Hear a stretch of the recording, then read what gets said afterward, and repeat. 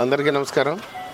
రాజానగరం నియోజకవర్గం కోరుకొండ మండలం బూరుగుపూడి, గుమ్మలూరు, బుచ్చింపేట, కాపురం మధ్యలో ఉన్నటువంటి ఆ భూములు గత వైసీపీ ప్రభుత్వ హయాంలో నివాసానికి ఆమోదయోగ్యం కాకపోయినా సరే వాళ్ళ ధనార్జనే లక్ష్యంగా పెట్టుకుని అన్యాయంగా ప్రజలు ఇబ్బంది పడతారు అని తెలిసిండి కూడా ఆ రోజుని వాళ్ళ స్కామ్లో వాళ్ళకి డబ్బే ప్రాధాన్యత ఇచ్చుకుని ఆ రోజు భూములు కొనుగోలు చేయడం జరిగింది. ఆ భూములు ఇళ్ల స్థలాలకి ఆమోదయోగ్యం కాదని ఇరిగేషన్ డిపార్ట్మెంట్ వారు, అదేవిధంగా జేఎన్టీయు సైంటిఫిక్ ల్యాబ్ ద్వారా కూడా తెలుసుకుంది. ఆ యొక్క స్థలాల్ని ప్రస్తుతం పెండింగ్లో ఉంచిన విషయం మీ అందరికీ తెలుసు. ఎలక్షన్ల ముందు ఏదో అడావిడిగా కొన్ని పట్టాలు కూడా పనిచేశారు.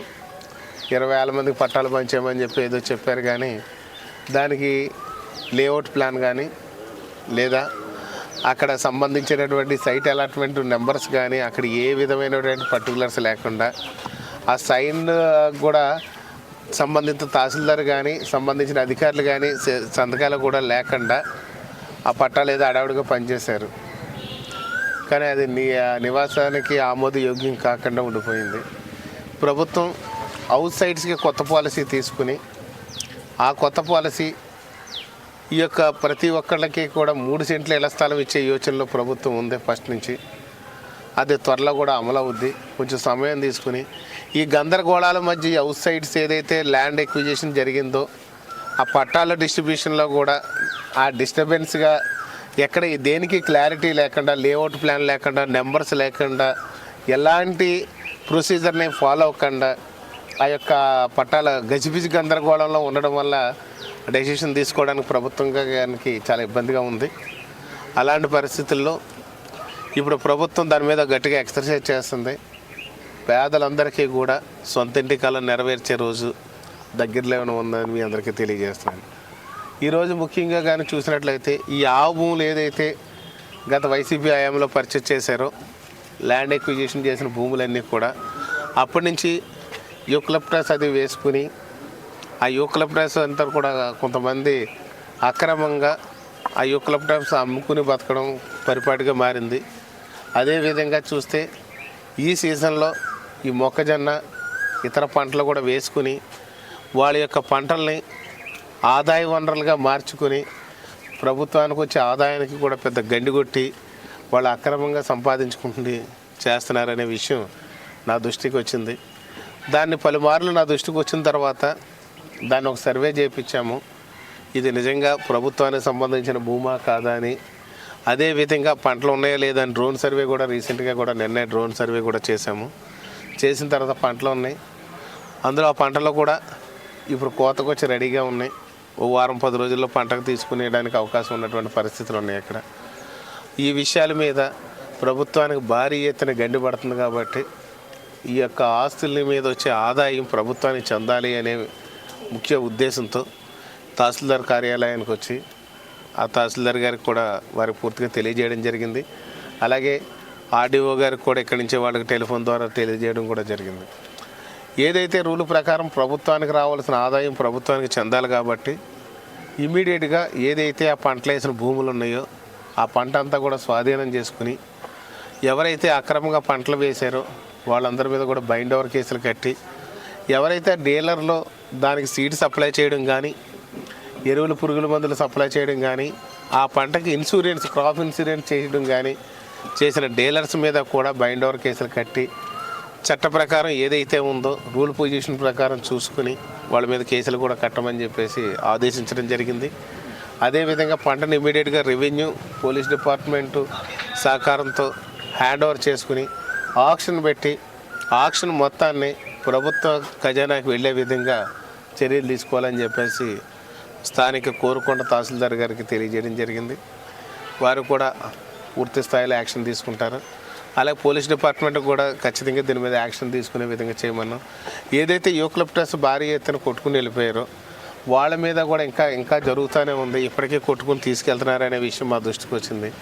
దాని మీద కూడా యాక్షన్ తీసుకుని ఎవరెవరో ఈ యొక్క అక్రమాలకు పాల్పడుతున్నారో వాళ్ళ మీద యాక్షన్, బైండ్ ఓవర్ కేసులు కట్టి చట్ట ప్రకారం చర్యలు తీసుకోవాలని చెప్పేసి మేము తహసీల్దార్ గారికి, ఆర్డీఓ గారికి చెప్పడం జరిగింది. ఇప్పుడు కలెక్టర్ గారి దృష్టిలో కూడా పెట్టి ఖచ్చితంగా ప్రభుత్వానికి రావాల్సిన ఆదాయం ప్రభుత్వానికి వచ్చే విధంగా చర్యలు తీసుకుంటాం. అక్రమార్కులకి అడ్డుకట్ట వేస్తాం. Thank you. ఆవా కొనుగోలు వ్యవహారంలో అంటే భూములు కొనుగోలు వ్యవహారంలో అన్నీ జరిగింది. ఆల్రెడీ దీని మీద ఆవు భూముల మీద ఎంక్వైరీ అనేది ఖచ్చితంగా జరిగింది. ఇప్పుడు ఆవు భూములు కొనుగోలు చేశారు అని అంటే అక్రమంగా కొనుగోలు చేశారు అనే దానికి డైరెక్ట్ ఎవిడెన్సే మన దగ్గర భయంకరమైనటువంటి ఎవిడెన్స్ ఉంది. ఒకటి, నివాసానికి ఆమోదయోగ్యం కాదు అని ఇరిగేషన్ డిపార్ట్మెంట్ వాళ్ళు ఎప్పుడైతే దానికి లెటర్ ఇచ్చారో, వాళ్ళు సర్టిఫై చేసి ఒక సర్టిఫికేషన్ ఇచ్చారో, అంటే నివాసానికి ఆమోదయోగ్యం కాదు అని అన్నప్పుడు అలాంటి భూమిని కొనుగోలు చేయడం అంతకంటే పెద్ద నేరం పాపం కూడా ఏమి లేదు. అలాగే జేఎన్టీయూ వారు ఏదైతే టెక్నికల్, ఇప్పుడు మనం ఒక బిల్డింగ్ కట్టాలంటేనే జేఎన్టీయూ వాళ్ళు పర్మిషన్ ఇవ్వాలి. 3 ఫ్లోర్లు దాటిన తర్వాత ఏ బిల్డింగ్ కన్స్ట్రక్షన్ చేయాలన్నా జేఎన్టీయూలో మనకు ఉన్నటువంటి ల్యాబ్ సిస్టమ్ ఉంది. అక్కడ సొంత ఇల్లు ఒకటి కట్టుకోవాలనుకుంటే 3 ఫ్లోర్లు మించి కట్టుకోవాలనుకుంటే కూడా వాళ్ళ దగ్గర నుంచి ఒక ఫీజిబిలిటీ సర్టిఫికేట్ అనేది ఒకటి తీసుకుంటాం మనం, కట్టవచ్చా కట్టకూడదా అనేది. అలాగే ఆ పర్మిషన్కి వెళ్ళే వాళ్ళకు కూడా ఆ ఫీజిబిలిటీ సర్టిఫికేట్ తీసుకుంటారు. అలా కాకుండా ఇక్కడ 586 ఎకరాల భూమి కొనుగోలు చేసేటప్పుడు ఫీజిబిలిటీ ఇది అసలు ప్రజలకు ఉపయోగపడద్దా లేదా అనేది కూడా ఆలోచించే నింగిత జ్ఞానం లేనటువంటి నాయకత్వంలో ఆ రోజు పరిచయం చేశారు. ఇంకెంతకంటే పెద్ద తప్పు ఏముంటుంది? ఇప్పుడు ఇందులో స్కామ్ అనేది పక్కన పెడతాం. పోనీ స్కామ్ జరిగింది లేదు అనే దాన్ని 2 నిమిషాలు పక్కన పెడితే నివాసానికి ఆమోదయోగ్యం కాని భూమిని ఎందుకు కొనుగోలు చేసినట్టు, ఇదొక్కటి ప్రజలకి వాళ్ళ సమాధానం చెప్పాలి. అంటే మీరు కట్టుకుంటారా? మీ నాయకత్వంలో ఎవరైతే పర్చేజ్ చేశారో ల్యాండ్ ఎక్విజిషన్ చేసిన వాళ్ళు అందులో ఇల్లు మీరు కట్టగలరా? అంటే నివాసానికి ఆమోదయోగ్యం కాదని చెప్పి 2 డిపార్ట్మెంట్ సర్టిఫై చేస్తే దాని అర్థం మీకు ఏదో తక్కువకు వస్తుంది, మీ యొక్క లాభం కోసం మీరు ల్యాండ్ ఎక్విజిషన్ చేశారు. అది ఆ విషయం చాలా క్లారిటీగా ఉంది. అక్రమాలు జరగడం అనేది, ఎందుకంటే ఇచ్చినవాడు తీసుకున్నవాడు ఇద్దరు సాక్ష్యం చెప్పరు కాబట్టి అది వేరే విషయం.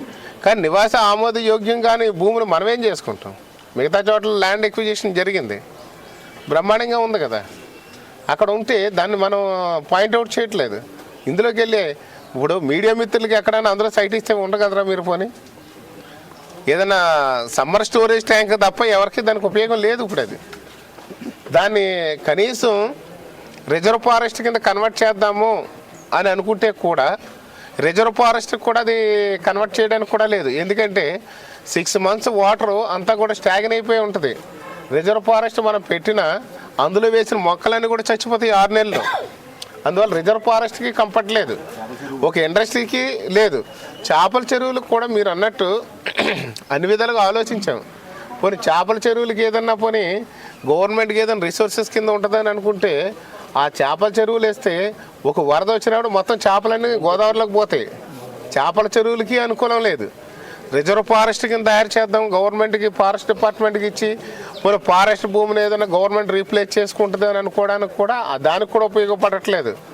సమ్మర్ స్టోరేజ్ ట్యాంక్ కింద ఏదైనా తప్ప ఇంకెందుకు పనికి రాకుండా ఉంది. అది ఆ భూమి అంత రేటు పెట్టుకొని ప్రభుత్వం ప్రజల సొమ్ముని ఆ యొక్క ప్రభుత్వం ఆ వేళ ఉన్నటువంటి ప్రభుత్వం దుర్వినియోగం చేసి ప్రజలను అన్యాయంగా పాడు చేసి ప్రజల జీవితాలతో చెలగాటమాడి ఈవేళ ఆ భూమి ఎందుకు పనికి రాకుండా ఉంది అని అంటే అది మీరే ఆలోచించండి. Thank you. సాక్షాత్ ఒక శాసనసభ్యుడు వచ్చి ఫిర్యాదు చేస్తేనే కానీ రెవెన్యూకి బాధ్యత లేదా